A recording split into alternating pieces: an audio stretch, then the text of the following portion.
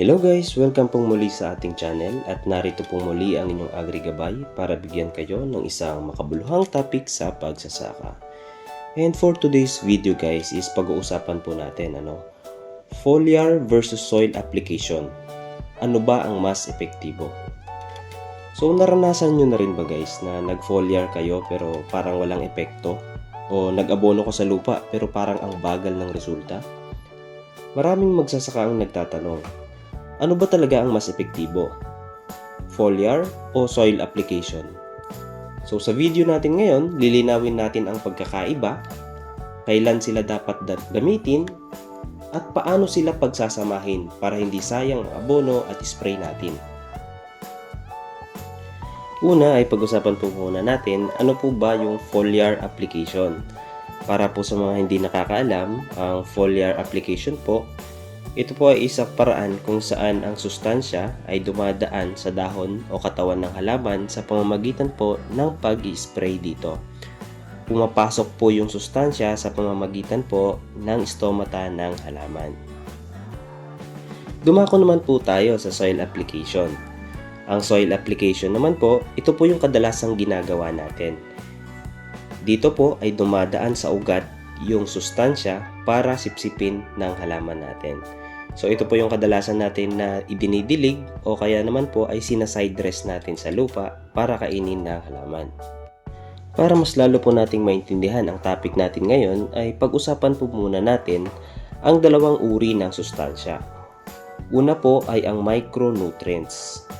Ito po ay ang mga sustansyang nitrogen, phosphorus, potassium, sulfur, magnesium at calcium.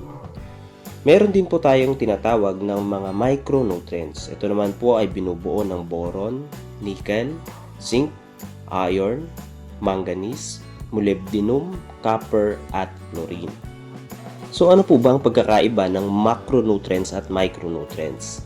Ang macronutrients po ay ang mga sustansya na kailangan ng halaman sa maramihang porsyento. Ibig pong sabihin, ito yung mga sustansya na pinakakailangan ng halaman natin. Ang mga micronutrients naman po ay kailangan din ng halaman natin pero sa mas maliit na porsyento lamang. Ang mga micronutrients po ay kadalasan ay ini-spray po siya o kaya ay foliar application ang ginagamit natin. Samantalang ang macronutrients naman po, kadalasan sila po yung ginagamitan natin ng side dress, drenching at broadcasting. So, kailan po epektibo ang foliar application? Una na po dito is kapag stress ang halaman dahil sa init, ulan o peste. Alam naman po natin na kapag stress ang ating halaman, ang pagsipsip niya ng sustansya gamit ang kanyang mga ugat ay hindi ganon ka-epektibo. Kaya sa mga panahong ito, mas mainam po na gumamit tayo ng foliar fertilizer. Pangalawa ay agarang sustansya o tulong. Ang foliar fertilizer po kasi ay mas mabilis ma-absorb ng halaman at nagagamit niya ito ng agaran. Kaya compared po sa soil application, mas mabilis po ang epekto ng foliar application o foliar fertilizer. Pangatlo naman po is kapag merong nutrient deficiency ang ating tanim. Kadalasan po kasi ng mga micronutrients ay ito yung mga sustansya na hindi madalas nakukuha ng halaman sa ating lupa sa ngayon. Kaya ang way lang po natin para ma-supplement sila is sa pamamagitan po ng foliar fertilizer. Karamihan po ng mga foliar fertilizer natin sa ngayon is kompleto na po halos sa mga micronutrients na nabanggit natin kanina. Kaya mainam po ito sa pag-correct ng mga micronutrient deficiency sa ating tanim.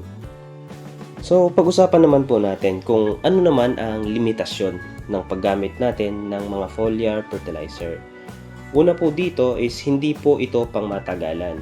Dahil nga po nabanggit natin kanina na mabilis o available agad ang sustansya nito, mabilis din po itong nagagamit ng halaman natin. Kaya kadalasan ang mga sustansyang nakukuha natin sa pamamagitan ng foliar fertilizer ay tumatagal lamang ng halos 2 o 3 araw. Pangalawa po dito is kaunti lang ang kayang ibigay na sustansya ng foliar fertilizer compared po sa mga pataba na dinalagay natin sa lupa.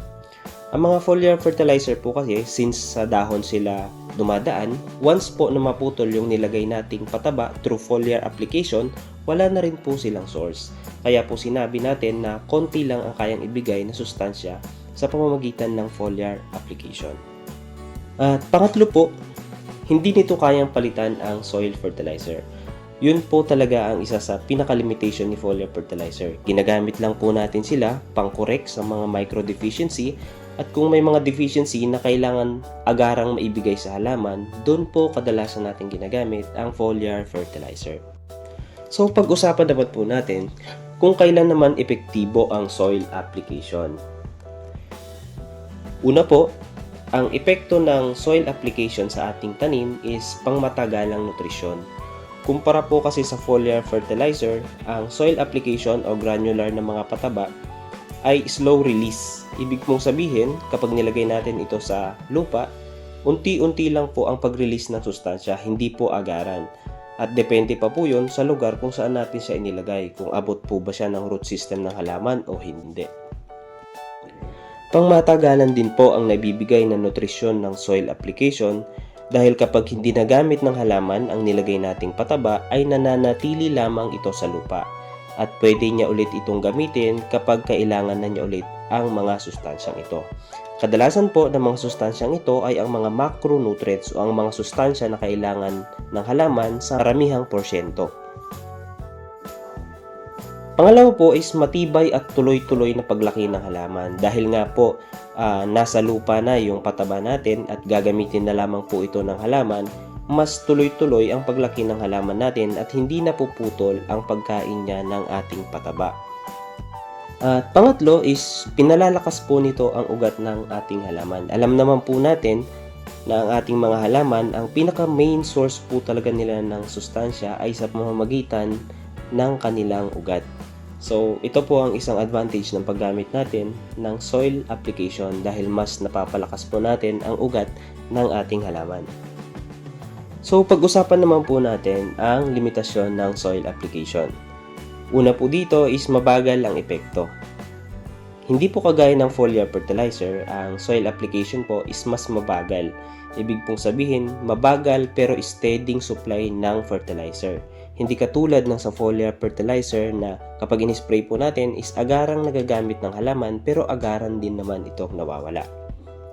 Isang limitasyon pa po ng soil application is kapag tuyong-tuyo po yung lupa or walang tubig, pagkatapos nating maglagay ng pataba is hindi po gagalaw yung abono. So dependent po siya sa tubig na ilalagay natin every after nating magpataba. At kapag sobrang basa naman po, maaari pong maanod yung nilagay nating pataba sa lupa. Hindi po kagaya ng foliar fertilizer na kapag in-spray na po natin sa ating halaman at dumikit, ito po ay mananatili at maa-absorb agad ng ating halaman. Within 30 minutes po ay na-absorb na nito ang in-spray nating foliar fertilizer. So in summary po, kung halimbawa po ay may bigla ang problema sa sustansya ang ating tanim, ang sagot po dyan ay foliar fertilizer. Kapag naman po pang matagalang sustansya ang kailangan ng ating halaman, ay soil application naman po ang kailangan natin. Pag mahina po ang lupa natin, soil application pa rin po ng pataba ang kailangan natin. Kung kulang naman sa micronutrients, pinaka-epektibo pa rin po ang pag-spray ng foliar fertilizer.